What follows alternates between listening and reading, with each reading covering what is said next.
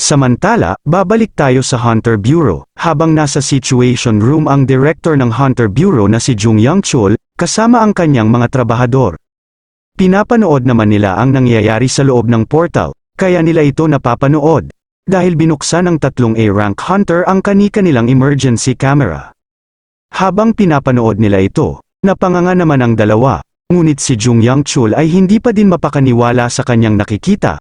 Kaya inutusan niya ang kanyang tauhan, wika ni Jung Young Chul, ulitin ulit ito, mula noong unang lumitaw ang ogre.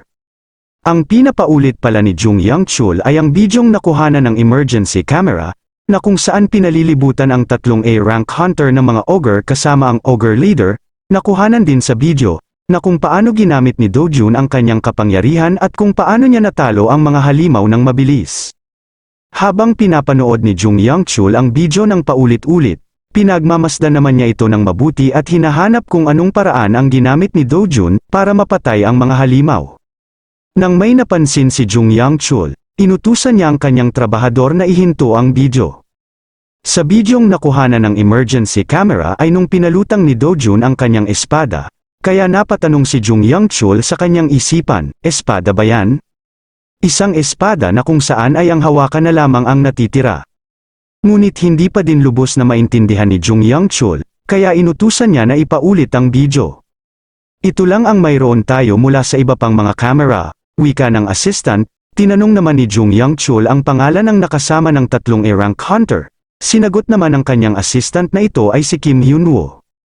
Ngunit nang tinanong ni Jung Young Chul sa kanyang assistant na kung ano ang pagkakilala ni Kim Hyun-woo, hindi naman ito masagot ng kanyang assistant, kaya nagalit si Jung Young Chul at sumigaw. Wika nito, itigil mo ang pag-alinlangan at sabihin mo sa akin.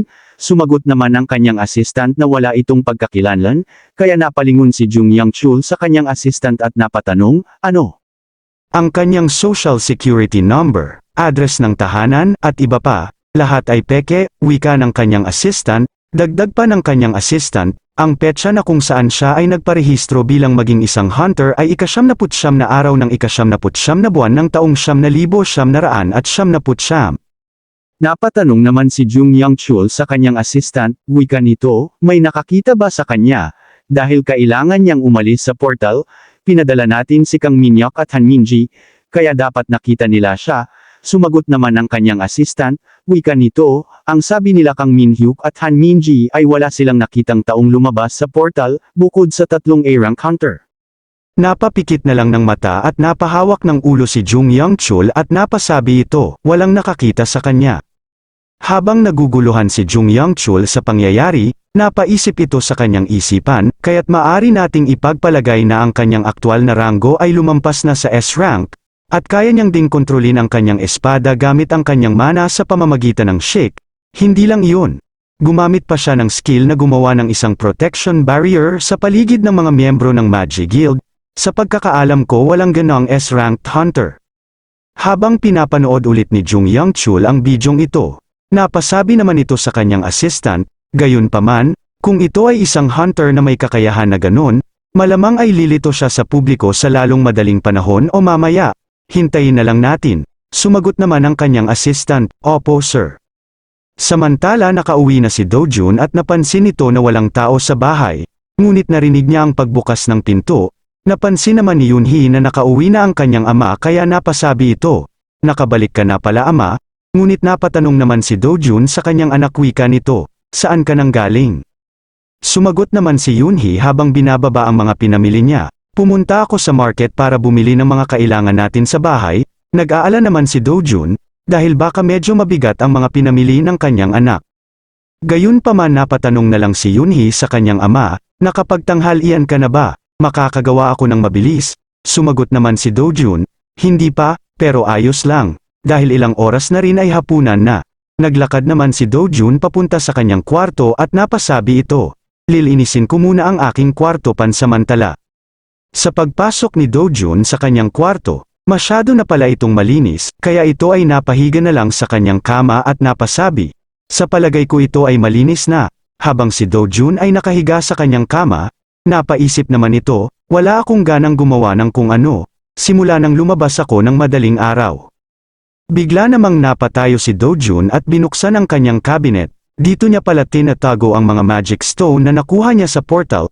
Kinuha niya ang asul na notebook at ito ay tinignan. Habang seryosong-seryoso si Dojun napasabi naman ito, napapaisip ako kung maghihiinala ang mga empleyado sa Korea General Store. Kaya pala seryoso itong tinanong ni Dojun, dahil pagkatapos niyang kumuha ng madaming magic stones, ito ay dumiretso sa Korea General Store para ibenta ang kanyang nakuhang magic stone. Ngunit nagulat si Dojun dahil ang pinakamaliit niyang nakuhang magic stone sa portal ay nagkakahalaga agad ng 250 milyong won. Ibinente ko lamang ang isa sa pinakamaliit. Ngunit laking gulat ko dahil ang halaga ay lumampas sa aking inaasahan, wika ni Dojun. Napatingin naman si Dojun sa ibang pang mga magic stones, at napatanong ito na kung paano niya may ibebenta pa ang siyam na natitira. Kinuha ni Dojun ang ibang magic stones at ito ay hinagis sa kanyang kama at napasabi, nakakainis naman. Habang nagkalat ang mga magic stones sa kanyang kama, napahiga naman si Dojun. Samantala ilang oras ang nakakaraan, si Dojun ay pumunta na sa kusina para kumain. Habang ang dalawa ay nakaupo para kumain, nagsalita naman si Yoonhee, wika nito, marami akong ginawang iba't ibang uri ng pagkain, kaya sabihin mo lang sa akin kung may gusto ka pa. Sumagot naman si Dojun at sinabing, ito ang kailangan ko. Habang inabot ni Dojun ang mga papel, na dapat bayaran ni Yoonhee sa pinapasukan niyang academy, nagulat naman si Yoonhee. Ito ay napayuko at napatanong kay Dojun, nabasa mo na ba yan? Nagalit naman si Dojun sa kanyang anak at napatanong ito, bakit hindi mo sinabi sa akin? Akala ko galit ka sa akin, nagpapasalamat talaga ako sa iyo na pinatira mo ako dito, ngunit sa paghingi ng 50 milyong won ay sobra-sobra. Ayoko ko maging pabigat sa iyo, wika ni Yoonhee. Nalungkot naman si Dojun sa mga sinasabi ng kanyang anak, kaya ito ay napasabi, huwag kang mag-alala tungkol doon, bukod pa, dahil wala ito sa ating kontrata, kaya idadagdag na lang natin. Nagulat naman si Yoonhee sa kanyang narinig. Habang nagdadagdag ng panibagong kontrata si Dojun, napatanong naman si Yoonhee sa kanyang ama, kailan mo inilabas ang kontrata? Nang natapos na si Dojun sa kanyang sinusulat, binigay niya agad sa kanyang anak, at napasabi ito, ayan, pirmahan mo na. Ang idinagnag ni Dojun sa kontrata ay, ako ang responsable sa pagbabayad ng tuition fee ni Yoonhee sa panahong ito. Napasigaw naman si Yoonhee nang nakita niya ito, wika niya. Pero ito ay sobra-sobra na, ngunit hindi ito pinansin ni Dojun at nagsabi, maghihintay ako hanggang sa pirmahan mo ito, sana ay gawin mo ito ng mabilis dahil ako ay nagugutom na. Kinuha naman ni Yoonhee ang kontrata at napatingin, bigla naman itong naiyak at napasabi, pipirmahan ko na ito ngayon dahil nagugutom ka na ama. Proud na proud naman si Dojun dahil sa ginawa, ngunit lalong umiyak si Yoonhee at nagpasalamat sa kanyang ama. Napansin naman ito ni Dojun, kaya inabot niya ang tissue paper at napasabi, isang nangangailangan na anak, dagdag pa ni Dojun. Tumigil ka na sa pag-iyak at kumain ka na. Samantala isang araw ang nakalipas at naglunes na. Kaya naghahanda nang pumasok si Dojun sa trabaho, nang si Dojun ay palabas ng pinto, bigla namang sumigaw ng malakas si Yoonhee, wika nito, teka lang ama, lumapit naman si Yoonhee sa kanyang ama at inayos ang necktie nito, kaya nagpasalamat si Dojun, bigla namang nag-abot ng baon si Yoonhee sa kanyang ama, wika nito, maaari mong kainin ito kung makuha mo ang munchies habang nagtatrabaho ka. Kinuha naman ito ni Dojun at nagpasalamat, habang ito ay nagpapalim ng umalis para magtrabaho. Ngumiti naman si Yoonhee at nagsabi, magkaroon ka ng magandang araw, ama. Habang si Dojun ay nakalabas na sa bahay, napatanong ito sa isipan habang nagugulat, ito ba ang kapangyarihan ng 50 milyong won? Habang si Kwon Hyokso ay nakaupo at may tinitignan sa computer napasabi ito. Mukhang maganda ang takbo ng Magi Guild sa mga araw na ito. Bigla naman pumasok si Dojun at binati ang kanyang senior ng magandang umaga. Napalingon naman si Kwon Hyokso at binati din si Dojun. Habang paupo na sana si Dojun, napatanong si Kwon Hyokso. Wika nito, nakita mo na ba ang balita, tila ang 3 A-rank na hunters ay na-clear ang isang A-rank na mas malaking portal. Nagulat naman si Dojun at nagkukunwaring hindi niya ito alam. Napahawak naman si Kwon Hyokso sa baba niya at napasabi, ang isang mas malaking portal na may mataas na ranggo ay karaniwang nangangahulugan na mayroong isang S-rank na boss, ngunit kung iisipin, ang 3 A-rank na hunters lang ang nakahunt nito, wala talagang sense at parang may isang F-rank hunter din? Sa palagay ko may kulang talaga, bigla naman kinabahan si Dojun sa mga sinabi ni Kwon Hyuk-soo, ngunit biglang lumingon si Kwon Hyuk-soo kay Dojun at napatanong, ano sa palagay mo Dojun?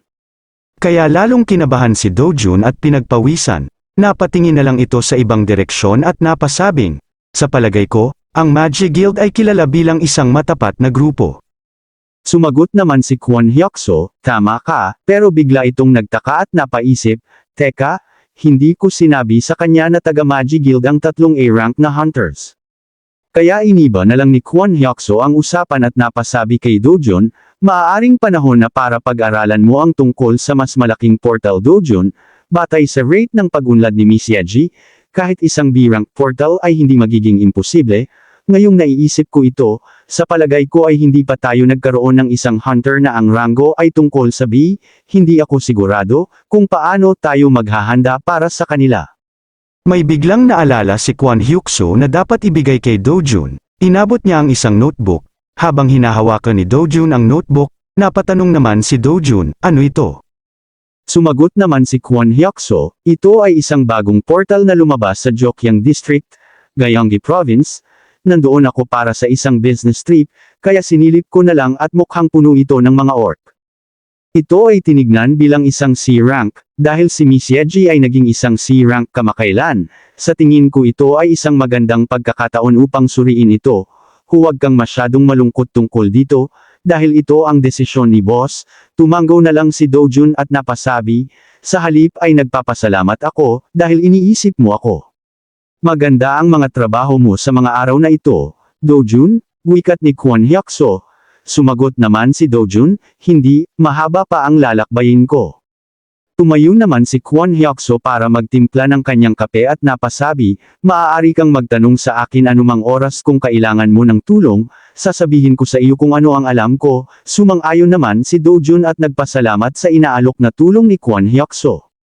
Habang ang dalawa ay nag-uusap bigla namang sumulpot si Cha Yeji at napasigaw ng, pasensya na kung nahuli ako. Miss Yeji, hindi mo naman kailangang pumasok sa trabaho ng ganito, ang ibig kong sabihin ay, hindi mo na kailangang pumasok ng trabaho nang hindi ka pa tinatawag. Bigla naman sumulpot si boss at nagalit kay Kwon Hyuk-soo at napasabi ng, hoy, hindi ka ba maaaring maging mas malugod sa mahal na panauhin, parang sinasabi mo na, pumunta siya sa isang lugar na hindi dapat, nagulat naman si Cha Yeji sa biglang pagsulpot ni boss at napatanong sa isipan, kailan pa siya dumating. Wala na lang nasabi si Kwon Hyuk-soo sa sinabi ni boss, kaya tumingin na lang siya kay Cha Yeji at napasabi, hello, Miss Yeji, welcome ka dito kahit anong oras. Opo, sir, maraming salamat, wika ni Cha Yeji habang ito ay nakangiti. Tumayo naman si Dojun at napatanong kay Kwon Hyuk-soo, Mr. Kwon, busy ka ba ngayon sa anumang pagkakataon? Tumingin naman si Kwon Hyuk-soo at napatanong ito, bakit? Inangat naman bigla ni Dojun ang notebook na binigay sa kanya ni Kwon Hyuk-soo at napasabi, naisip kong bisitahin ang location na ito kasama si Miss Yeji. Sabihin mo muna sa ating boss, wika ni Kwon Hyuk-soo, ngunit ito ay narinig ni boss. Napasigaw na lang ito habang naka-thumbs up niyang sabi, makakaalis na kayo ngayon. Napatalo naman si Cha Yeji sa tuwa at napasabi, napakahusay mo talaga boss. Lumapit naman si boss kay Dojun. Habang nakatingin si boss kay Dojun pinatigil niya ito, na pinagtaka naman ni Dojun, bigla na lang may inabot si boss kay Dojun na 50,000 won, wika ni boss, eto, siguraduhin mong bumili ka ng masarap na pagkain para kay Miss Yeji. Nagulat naman si Dojun sa laki ng binigay sa kanya. Samantala kumain muna ang dalawa bago pumunta sa portal. Sa paglabas nila sa restaurant, nagpasalamat si Cha Yeji kay Dojun dahil sa pagkain. Ngunit napatingin na lang si Dojun at napasabi, salamat sa iyo. Sa pagiging isang C-ranked hunter mo, ang kumpanya ay talagang naglagay ng maraming pagsisikap sa pagbibigay sa iyo ng higit pang mga benepisyo. Napatanong na lang si Cha Yeji, talaga, dagdag pa niya habang napangiti, hindi ko iyon alam, baka gusto ka lang nilang bilhan ng pagkain, bigla naman nilagay ni Dojun ang kanyang kamay sa baba niya at napasabi, malabo iyon, dahil ang 150 won ay isang malaking halagang pera na para kay boss. Natawa na lang si Cha Yeji sa sinabi ni Dojun, napaisip naman bigla si Dojun, syempre, wala para sa akin iyon, dahil meron akong 200 million won. Inangat naman ni Dojun ang kanyang kamay at may tinuro na isang bagay, wika nito, nakahanda ka na, ang portal ay malapit lang, sumagot naman si Cha Yeji, wika nito, oo naman manager. Habang ang dalawa ay naglalakad palapit sa portal, nagulat naman si Cha Yeji sa kanyang nakita, wika nito, mukhang kumalat na ang chismi sa portal, nakikita ko na ang mga tao mula sa Hunters Bureau at ilang sikat na B-rank na hunters. Napalingon naman si Dojun kay Cha Yeji at napatanong, B-ranked. Sumagot naman si Cha Yeji, dahil ang ilang mga hunter na pumunta para sa portal ay isang ranggo na mas mababa kaysa sa kanilang sarili, para sa kanilang kaligtasan, napansin naman ni Dojun na parang kinakabahan si Cha Yeji kaya tinanong niya ito, kinakabahan ka ba? Sumagot naman si Cha Yeji, syempre naman, dahil ito ang aking unang C-rank exploration portal. Biglang nalungkot si Cha Yeji at napasabi sa kanyang isipan, hindi lang iyon, kailangan ko din protektahan si Mr. Lee. Naalala ni Cha Yeji ang una nilang exploration, kung saan muntik nang malagay ang buhay ni Dojun sa isang goblin, at napasabi ito sa sarili, hindi na ako gagawa ng mga kalokohang pagkakamali, tulad ng nakaraan. Napansin naman ni Dojun na medyo malalim ang iniisip ni Cha Yeji, kaya ito ay napasabi, hindi mo kailangang mag-alala tungkol sa akin, medyo malakas ako sa sarili ko.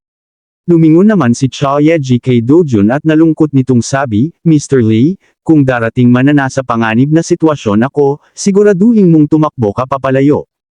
Nagsalita naman si Dojun, iyon ay hindi mangyayari, nagtaka naman si Cha Yeji sa sinabi ni Dojun, dagdag pa ni Dojun, napatunayan na ng iyong kakayahan bago pa man ang pagsusuri, madali mo na ring nahahunting ang mga orc, kung ikaw ay mag-iingat, kung gayon hindi ka na malalagay sa anumang panganib, ginagarantiya ko ito, na dapat kang maniwala sa iyong sarili. Okay, wika ni Cha Yeji habang ito ay nahihiya sa mga papuri ni Dojun, napalingon naman si Dojun sa ibang mga hunter at napasabi, mukhang naghahanap na ng party ang mga ibang hunter, handa ka na rin bang pumasok? Oo, bigyan mo ako ng ilang segundo, wika ni Cha Yeji, bigla naman naalala ni Dojun ang tatlong A-ranked hunter, kung iisipin ko, hindi naman masama ang grupong nila, ngunit ang pangit ng kanilang mga ugali. Sinuot pala ni Cha Yeji ang kanyang bagong suit at napatanong ito kay Dojun, ano iniisip mo? Napansin naman ni Dojun na nag-iba ang suot ni Cha Yeji kaya ito ay napatanong, nagpalit ka na pala. Bigla naman tumingin ng masama si Dojun kay Cha Yeji, kaya napatanong si Cha Yeji, anong problema, mukha bang kakaiba? Bigla namang tinawag ni Dojun si Cha Yeji, kaya lalong nagtaka si Cha Yeji. Tumingin naman si Dojun kay Cha Yeji at napasabi, kung bubuo ka ng isang party, anong uri ang gusto mo? Bigla naman nagulat si Cha Yeji sa mga tanong ni Dojun, dagdag pa ni Dojun, halimbawa, isang tanker na mag-a-aggro sa mga halimaw o isang hunter na may kakayahang umatake sa malayong distansya, bigla namang nalungkot si Cha Yeji sa sinabi ni Dojun, habang napapaiyak si Cha Yeji, napatanong naman ito kay Dojun, niloloko mo ba ako? Bigla namang nagulat si Dojun at napatanong ito, ano?